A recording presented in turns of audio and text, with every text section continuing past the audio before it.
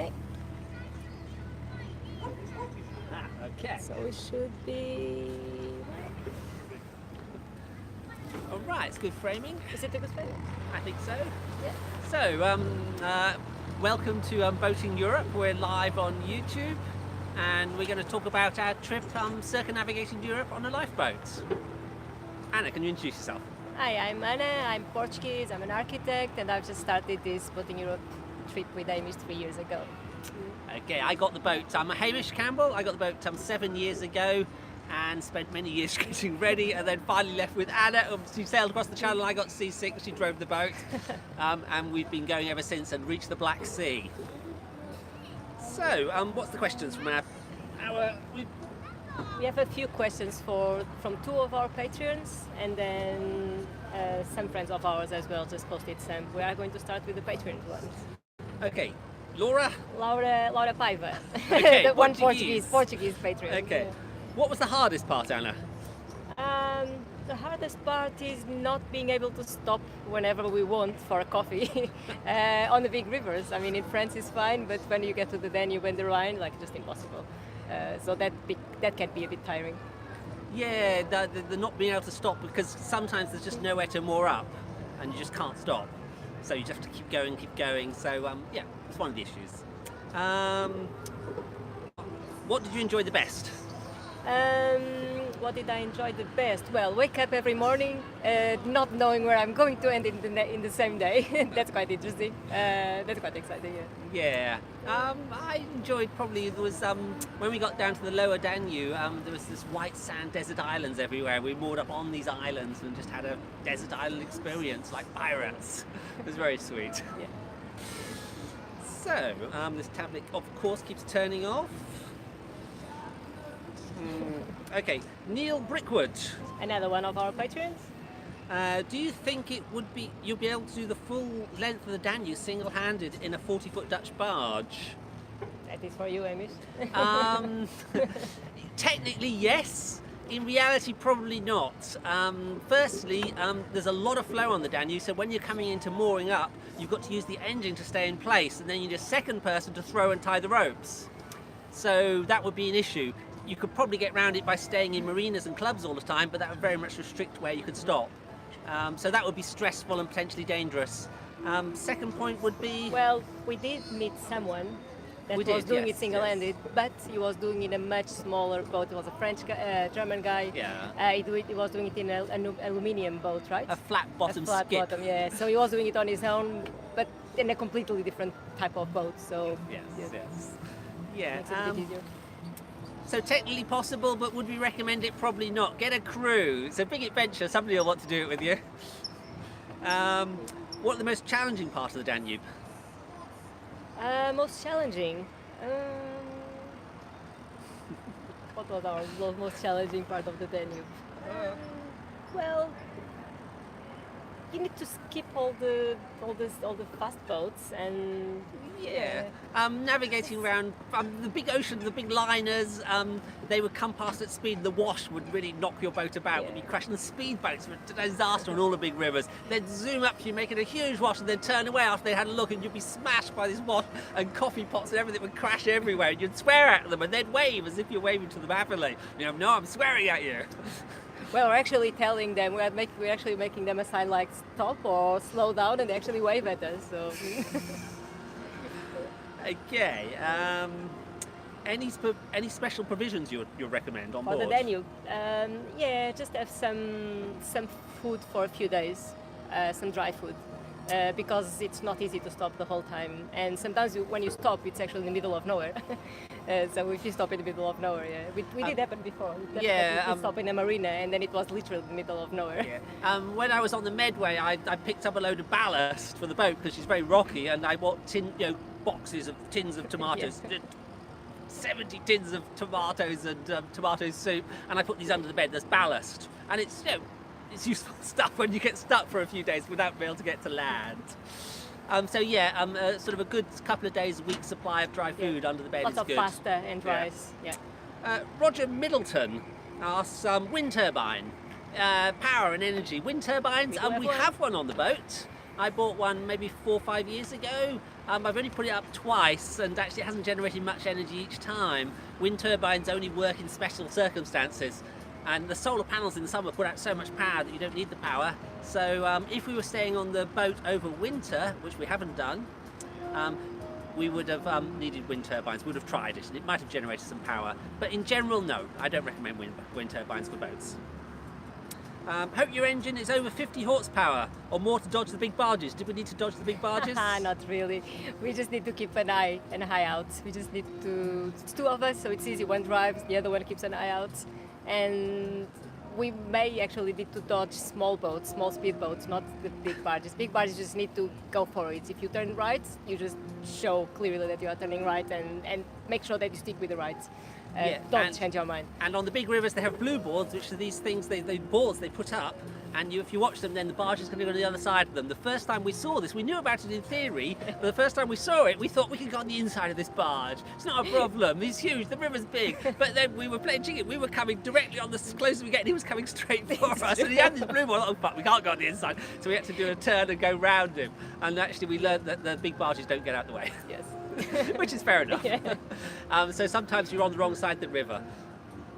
It's fine. You get used to it. You know, we were blasé towards the end, but a really sharp lookout and make sure the beginning is confusing. Work out where the barge is going to go. Work out a way to get round them every time you see a big barge coming. Sometimes you have two in front, another one come behind, and then speedboats zooming in and out. Sometimes it gets pretty chaotic, and you're saying, someone's rushing from side to side, checking what they're all doing. But you get used to it. That's another reason to have two people on board, because one driving, one looking out.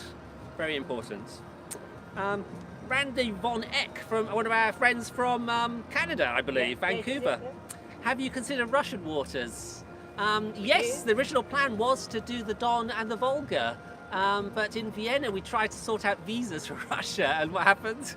Well, we were told that Amish, because he's British, he would get a maximum 1 month visa. I, because I'm Portuguese, I could get a 3-month visa. So either way, it wouldn't work for us. We need more than that. It would be an extra 2 years to do the Don and the Volga. We'd do a lovely adventure, and maybe we still do it, but we'd have to work out how to do the visas. Yeah, and we have as well, we would have to go through Crimea, which is a conflict area at the moment. Yes. And actually, if you leave the Ukraine and come back again, you get arrested because they don't recognise the international border. So it's all a little complicated, a little fragile. So we decided not to do it. We're going to go up to the Dnieper River, up into Kiev, and then turn into Poland, which was our alternative route. Jonathan Trainer?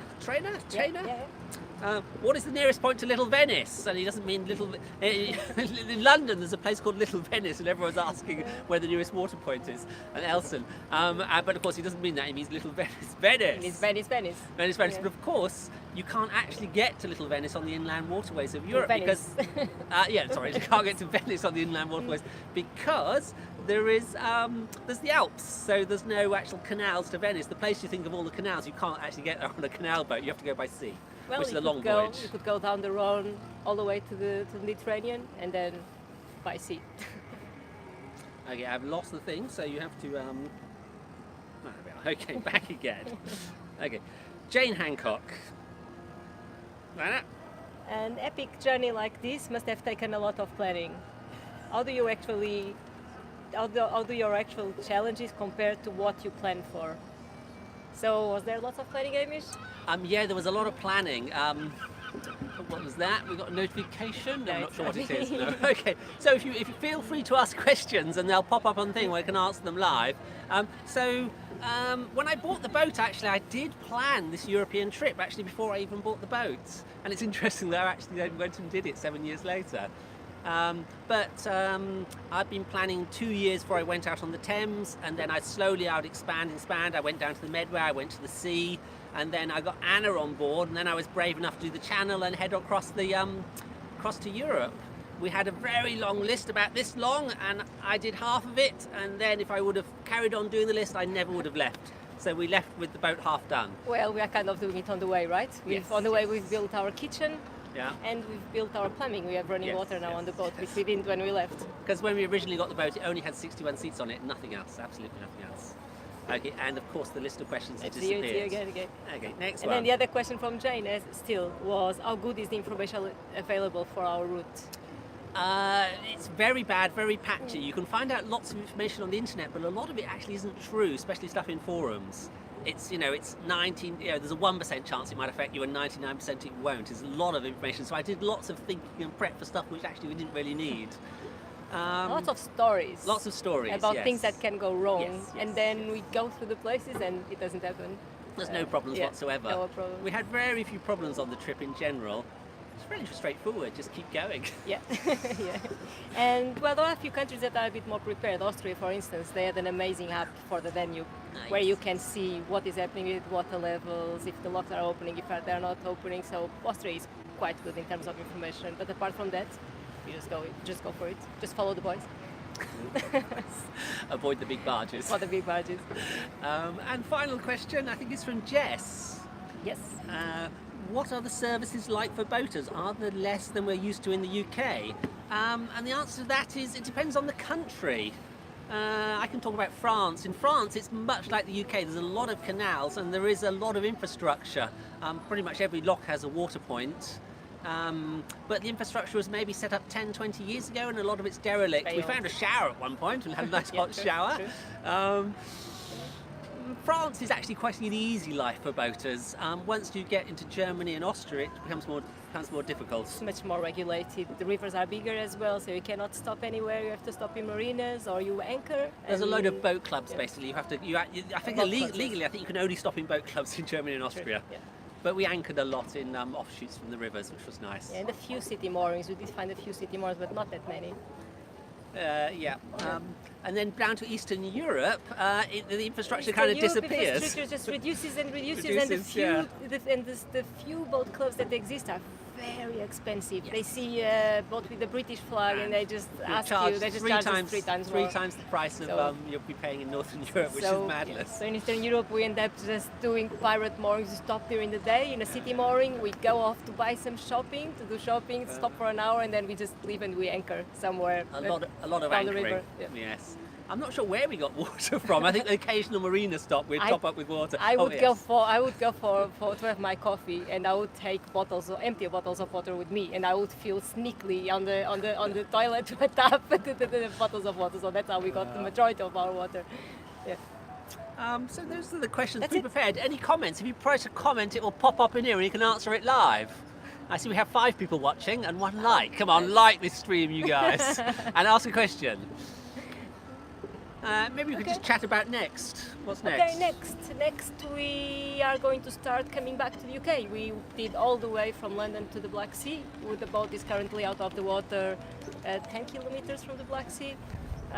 Next year we'll go up to the Danube Delta and then start to come back. So we are going to start our way back. Yep, so we reckon it's going to take us 2 years to get back. It was 3 years to get out there and 2 years back, so 5-year trip. Not bad, good for a voyage. So keep posted, just check us out on Instagram. That's where we usually post our daily pictures when we have some network. And there's a Facebook page called Boating Europe. There's a YouTube site. It's all the YouTube videos are currently on Vision on TV, but we might set up a specific YouTube channel because we're going to put out 21 episodes of edited video, which is a huge undertaking. It's going to take 2 years to do that, and it's going to take funding. So if any of you want to become Patreons, we're going to start putting out the first video, which I'm currently editing slowly now, when we get up to 50 Patreons. We've got 10 so far, so if you want to see exciting videos talking about all the information about how we did this trip and all the places we visited on the way, we've got hundreds of hours of footage. We had 5 cameras rolling most of the time. Everything you've seen so far on social media came from our phones, so there's another 3 cameras, professional cameras, etc., which you haven't seen yet. So join the Patreon, support Boating Europe, and look out for new videos coming soon. And thank you for the ones that have been supporting us until now. Yeah, thank you very much. This is why we're doing these live streams now, and actually we're putting out regular videos of our time in London because we're being supported by some Patreons. Thank you. Okay, bye. Bye. Bye. Where's the stop button, Anna? It's an iPhone.